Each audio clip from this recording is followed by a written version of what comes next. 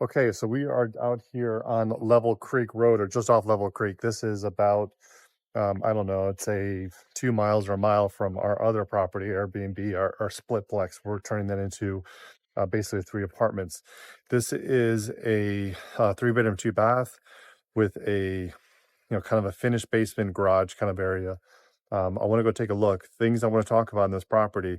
This is the new modern look. This is the white on white, black, very modern, very sleek for this particular time. But when you're purchasing, you always have to be thinking about 5 years down the road, 10 years down the road. Is this look going to be around 5 years down the road, 10 years down the road, even next year? I don't really know. It's a very, very great, very nice, beautiful design for the time we're in. But is it going to stand the test of time? If it doesn't, that means you might need to be, doing a lot of renovations or a lot of upkeep or changes to it to not only possibly resale, but even just to rent it out. Let's go take a look.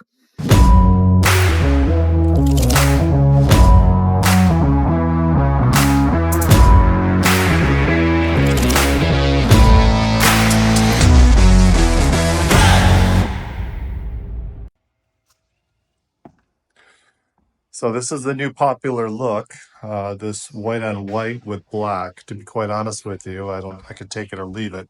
It is very, very clean, very nice, very modern. However, this isn't necessarily going to be the look, um, you know, 10 years from now or even 5 years from now.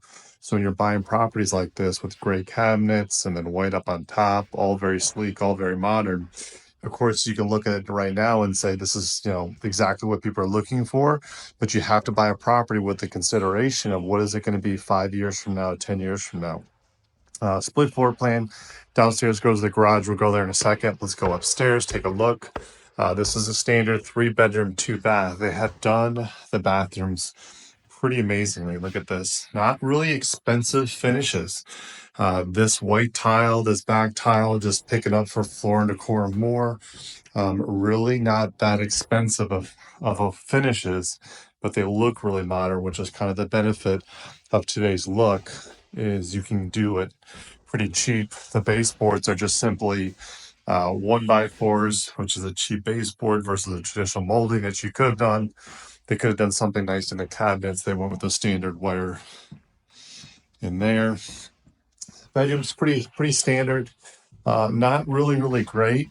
It is actually a shame they did the soft white in this house. They should have stuck with blue. If you can see here, that's blue, and this is yellow. So there's two different light bulbs. So small thing, but it can matter. Here's the master. Not very large, but we'll get it done for this type of house. Look at this bathroom though. Very nice design. They did a really good job. Again, same thing. Different color lights, blue light there, yellow light there. Small thing, but you can tell they spent a good amount of money really thinking about the finishes and understanding what people are gonna, that wow factor. Very simple design, but this design is definitely gonna stand out.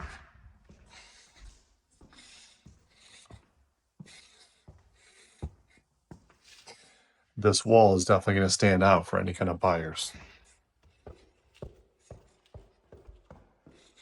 One thing I like about these properties in Sugar Hill is the amount of land.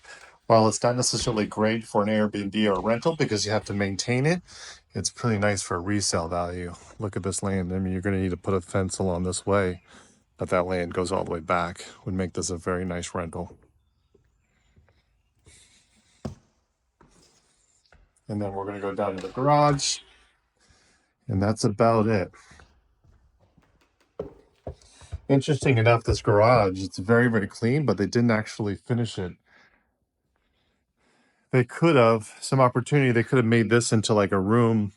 Even if there wasn't a bathroom here, they could have made this into an office, which would have been, kind of nice.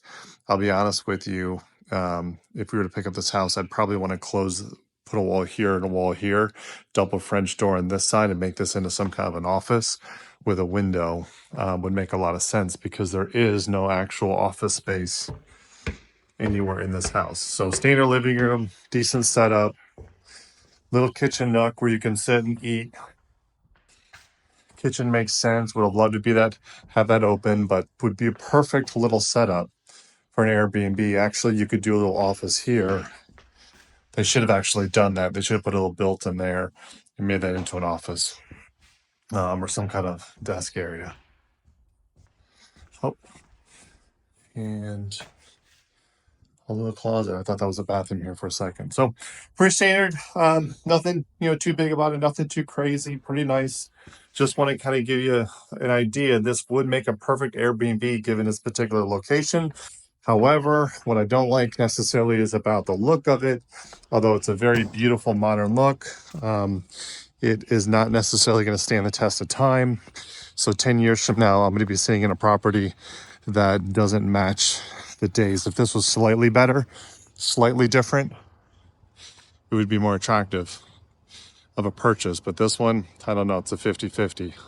I could probably do some edits to it to make it, more updated of the time, 5 years, 10 years from now.